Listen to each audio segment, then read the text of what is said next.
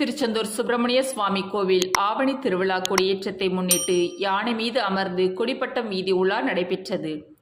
அறுபடை வீடுகளில் இரண்டாவது படை வீடான திருச்செந்தூர் சுப்பிரமணிய சுவாமி கோவிலில் நடக்கும் முக்கிய விழாவான ஆவணி திருவிழா கொடியேற்றத்துடன் துவங்கியது. இதையொட்டி வடகிரத வீதியில் உள்ள 14 ஊர் செங்குந்தர் சமுதாய 12ஆம் திருவிழா மண்டகப்படியில் உள்ள சிதம்பர தாண்டவம் விநாயகர் முன்பு கொடிப்பட்டம் வைக்கப்பட்டு சிறப்பு பூஜை நடைபெற்றது. தொடர்ந்து கொடிமரத்திற்கு தீபாராதனை நடைபெற்றது. பின்னர் 2ஆம் படி செப்பு ஸ்தலத்தார் சேதுராமன் ஐயர் யானை மீது அமர்ந்து கொடிப்பட்டத்தை ஏந்தி வீதி உலா வந்து கோவிலை அடைந்தார். விழா ஏற்பாடுகளை கோவில் அறங்காவலர் குழு தலைவர் அருள்முருகன், அறங்காவலர்கள் அனிதா குமரன், கணேசன், ராமதாஸ், செந்தில் முருகன், இணை ஆணையர் ஞானசேகரன், கோவில் பணியாளர்கள் செய்துள்ளனர்.